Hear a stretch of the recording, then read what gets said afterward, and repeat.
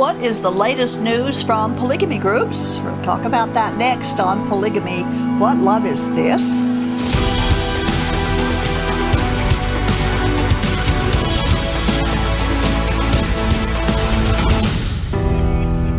You know, there are just some Mormon polygamy groups that just cannot abide by the law for very long at a time. For very long.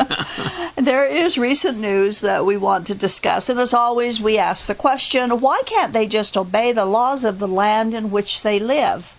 The FLDS, of course, and the Kingston polygamy group are in view again this time. So with our co-host Earl Erskine, we'll discuss the latest FLDS heartbreak. Thank you, Earl, for being here. Pleased to be here. Yeah, so always nice to discuss these things. Yeah, crazy. In late June of this year, an Amber Alert was sent out about two teenage children that had gone missing and believed to have been taken by FLDS church members from their mother. And as you may remember, the leader, Warren Jeffs, was arrested, tried, and convicted of sexual assault of a minor and sentenced to life plus 20 years in a Texas prison. Jeffs has continued to allegedly remain prophet to the faithful members of the polygamy group, and he allegedly has had recent prophetic experiences that some people believe may be placing FLDS children in mortal danger. Now, supposedly, according to Jeffs, God is coming back soon, but the people cannot be taken away to be with him unless they die first. So the prevailing fear is that the FLDS adults will sacrifice children so they can be in the resurrected group of FLDS faithful. This is almost unbelievable. It is.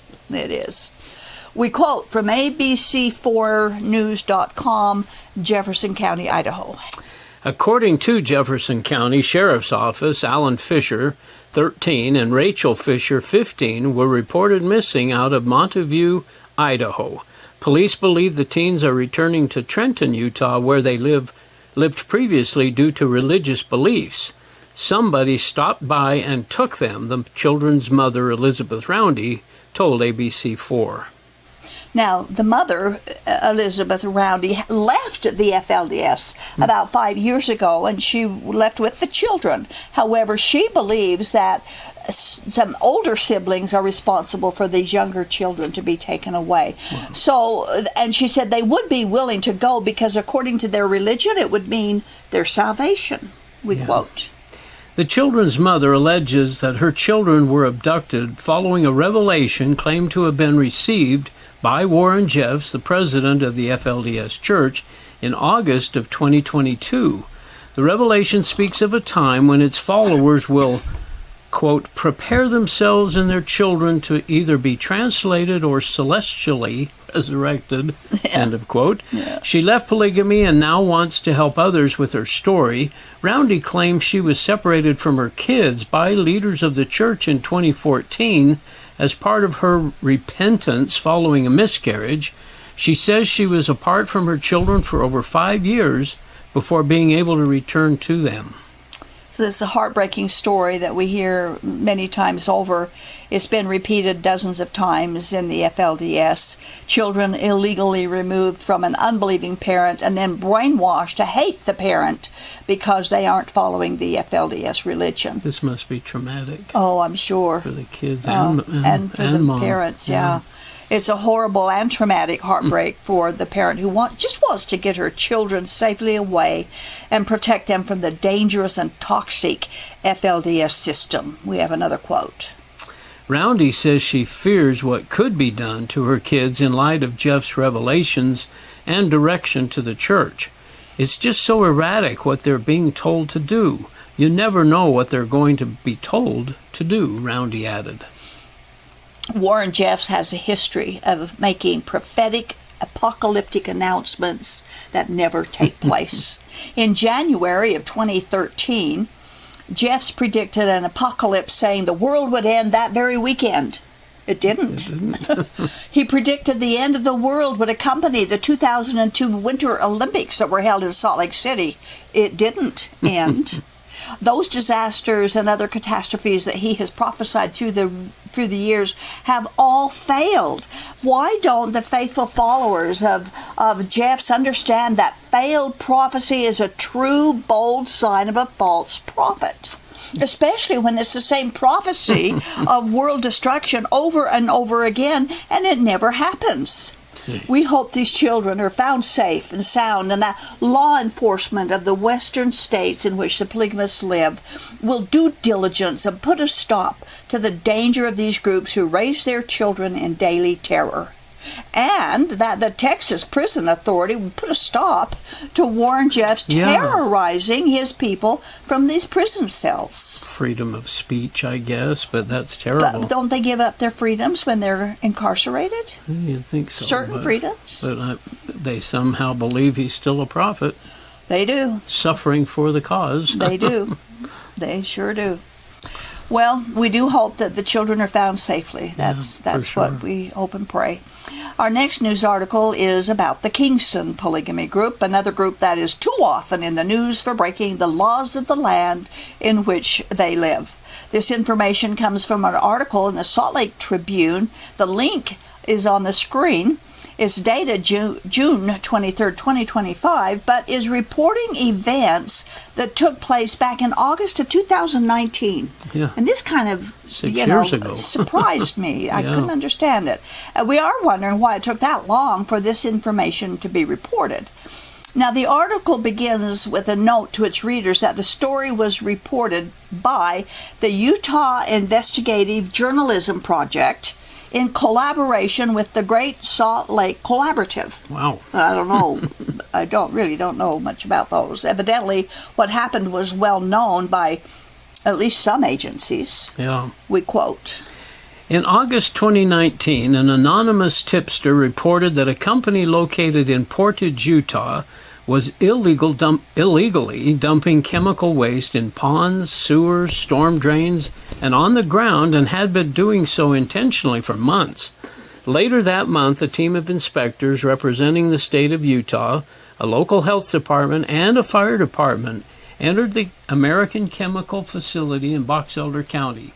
They didn't like what they saw at the plant that processed vegetable oils and contaminated glycerin, a type of sugar alcohol that the facility had received as a byproduct of biodiesel operations. Inspectors found foul-smelling dark water in a ditch running from the facility to the Malad River, which feeds the Bear River. Greasy water pooled in many parts of the facility, often from overflowing containers. No, it's kind of icky, huh? Yeah. Now, the article states that Utah's Department of Environmental Quality eventually fined the company $27,519 for violating the Utah Water Quality Act. Seems like a slap in the face or a slap on the hand. Yeah, if that much. And I wonder why $519. Why not $500 or $525? Not $519, but oh well. That's the article tells us that 150 of the 174 known spills from 2019 to 2024 were accidental. Now, those that weren't accidental were issued warnings and educational material. Only 2 companies were fined for willful pollution, we quote. American Chemical, which has now closed, was located on the site of the notorious Washakie Fuels property and has common owners, the Kingston polygamist family. Washakie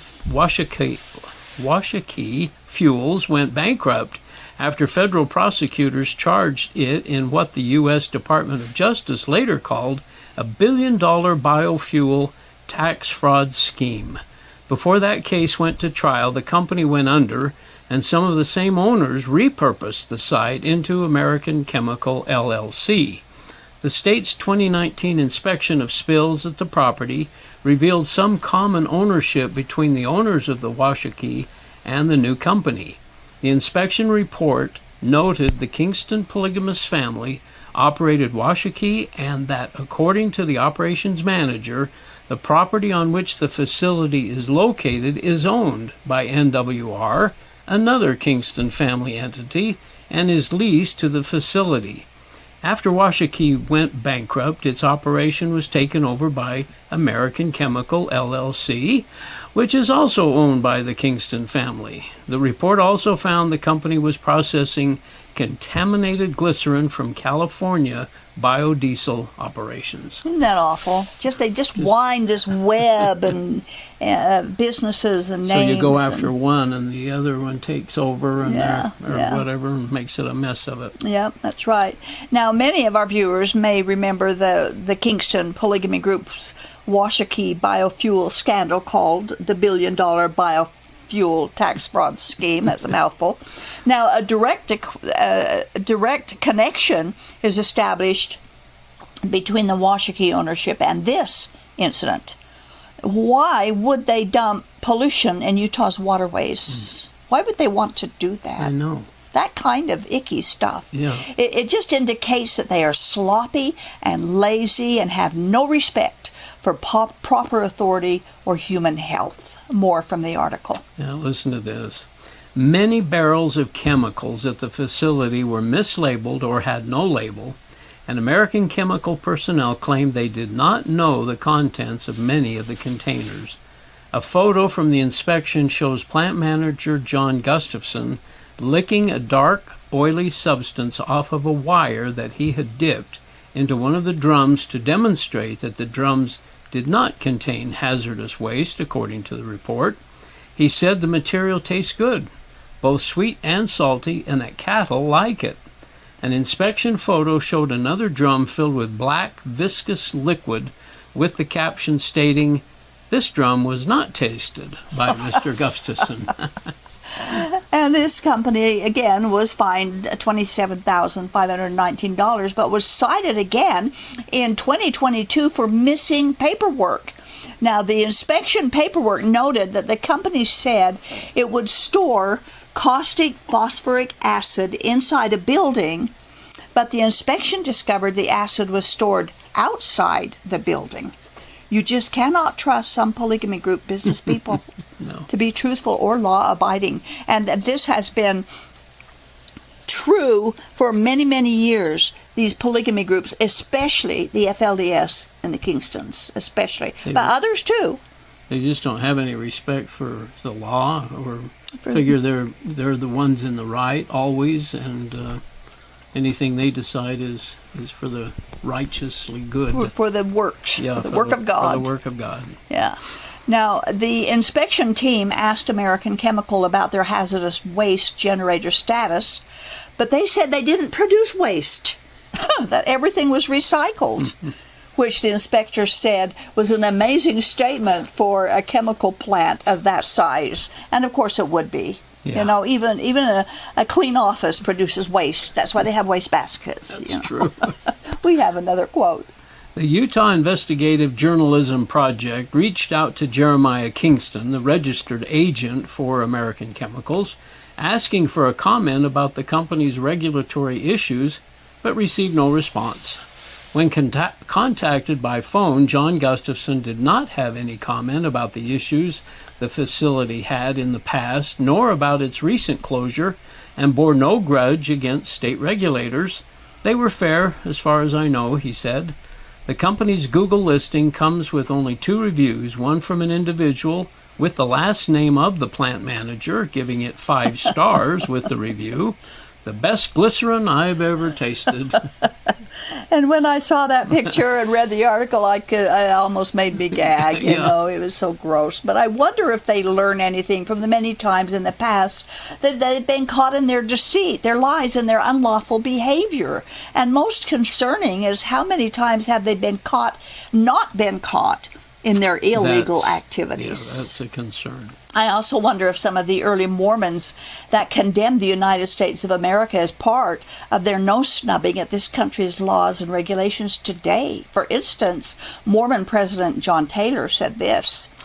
The United States says we cannot marry more than one wife. God says different, and his laws must be obeyed. If the United States says different, the saints cannot obey it.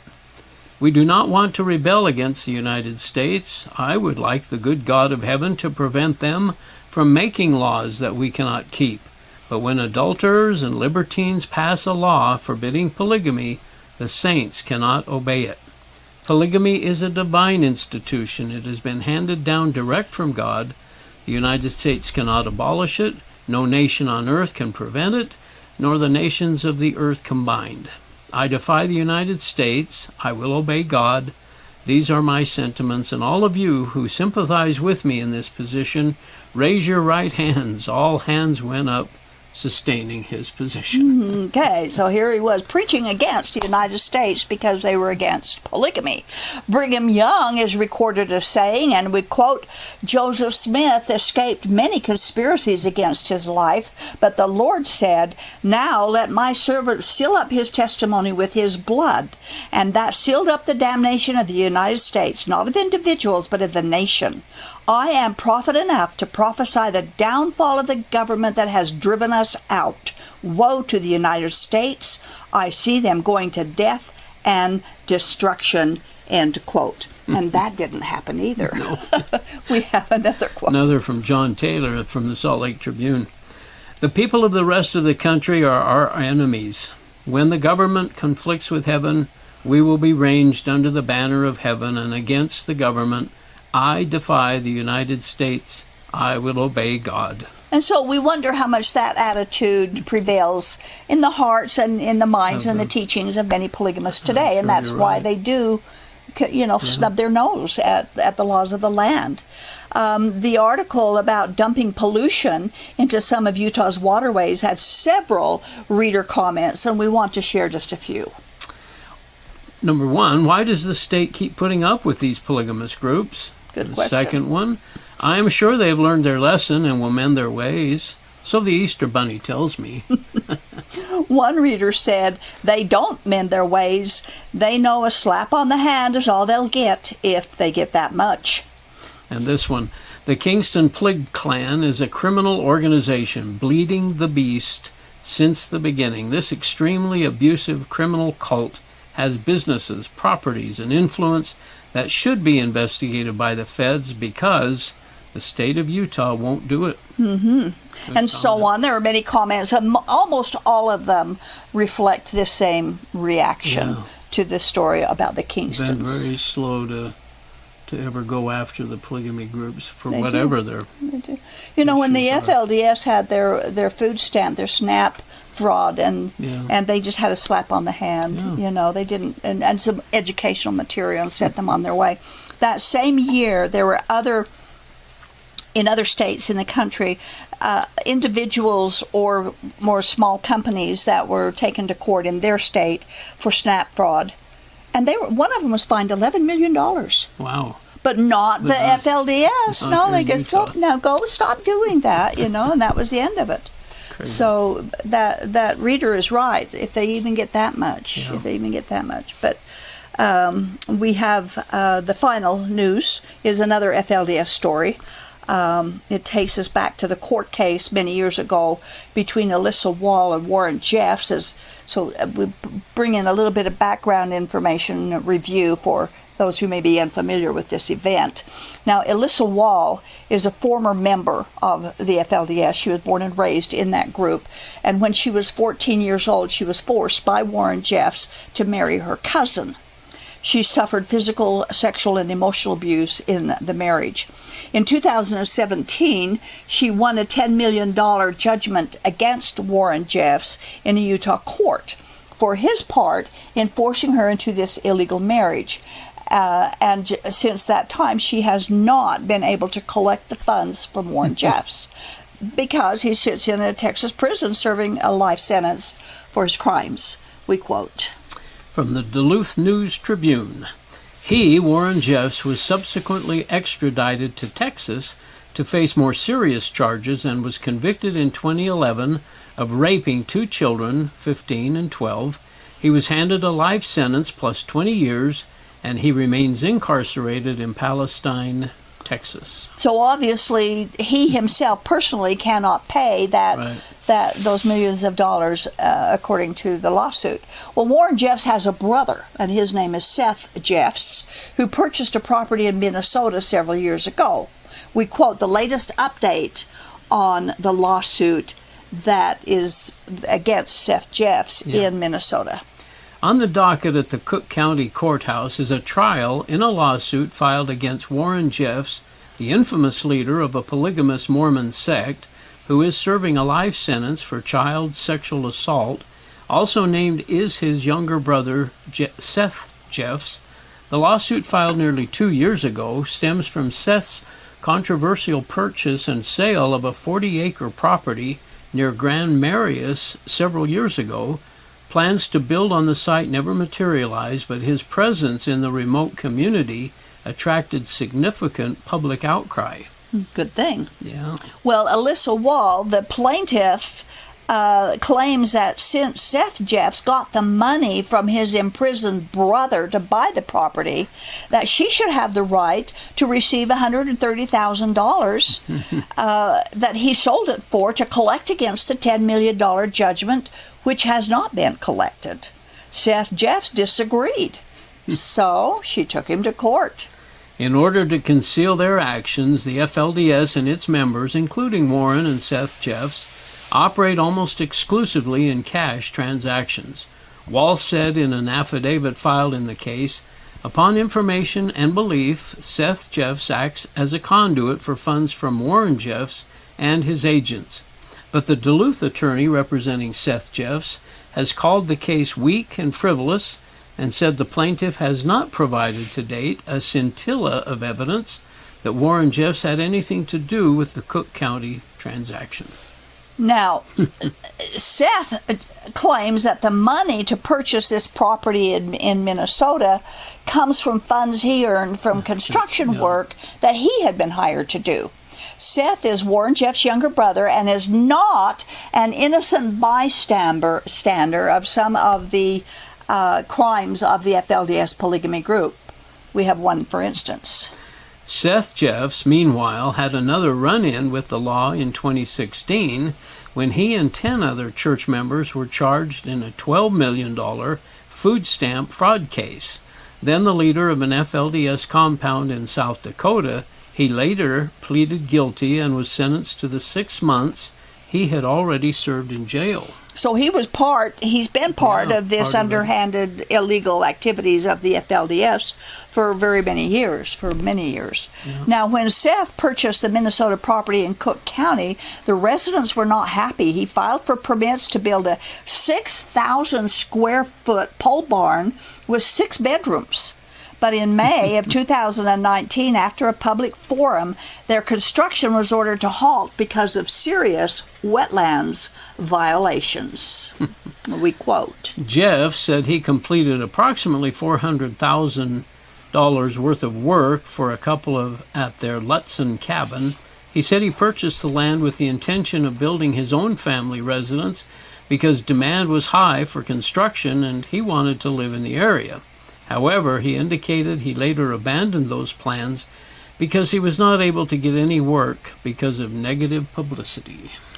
Now, the Jeffs family reputation followed him to Minnesota, and residents did not want his kind of scandal to play out in their community. Alyssa Wall and a private investigator testified that information indicated Seth Jeffs and other FLDS were required to buy properties around the country to use as places of hiding and of refuge. On June 27, 2025, the case went to the jury deliberation. We quote. A jury of 7 Cook County residents found in favor of Alyssa Wall on Friday, June 27th, in her case against brothers Seth and Warren Jeffs. The verdict will make the money Seth Jeffs collected after the sale of a Cook County property eligible for use in paying a debt owed to Wall. While Seth Jeffs and his attorney argued that Seth Jeffs should not be made to pay for his brother's debts, Wall and her lawyers aimed to draw a connection between the finances of the company and those of the church. The jury delivered a verdict in support of Wall's assertion that Seth Jeffs and Emerald Industries could be held accountable for payment of the debt. which is good news for Alyssa Sure, Wall. yeah. She went through a very traumatic time in her life as a result of their crazy religious doctrines. Boy. And so she does get at least some of that in this. The polygamy groups who terrorize people and force them into unwanted marriages and plural marriages, who underwrite rape and child molestation, should be held accountable. And why does our government continue to allow those rogue groups to flourish in our nation where polygamy is still against the law? And how public do you think this is, other than what you're doing, and I guess these news articles, but they're for local readers probably. How does this word get out? Who knows about this kind of crazy stuff? And the government authorities, especially in the West, don't want it publicized, I guess, because it certainly is. We don't hear it on the news much. At local Well, I news. never heard anything about this dumping of I know it. greasy oil and stuff into our waterways. Not a word. And why? I'm surprised the news media didn't pick up on that and report it, but they haven't. Not that I've seen Putting anyway. it into the Malad River, I believe it was. Yeah, they fed into the Bear River. And then into the Bear River eventually. Yeah, a beautiful, beautiful river. Yeah. Anyway. Yeah. It's discouraging. Well, thank you, Earl, for Yes, ma'am. helping Thank you. put this out here. You know, Romans chapter 13, verses 1 through 3, tells us that everyone is to be subject to the governing authorities, that they have been instituted by God himself, and going against them is going against God, and those who resist will incur judgment. That includes polygamy groups. Mormonism's foundational creed says they believe in obeying the laws of the land. Yet the polygamists ignore laws they don't like. They say the laws of God are higher than the law of the land, but we challenge them to present from the Bible where God commanded polygamy, where God said it's okay to cheat taxpayers, to dump pollution in our waters, to molest young girls and boys, to indulge in polygamous practices that are actually forbidden in the Bible. No one is above the nation's laws, and no one is above God's laws, many of which prohibit polygamy group behaviors. We don't need Mormonism or polygamy or Joseph Smith, but we do need Jesus. Eternity is a long time to face the consequences of wrong choices. Thank you for watching.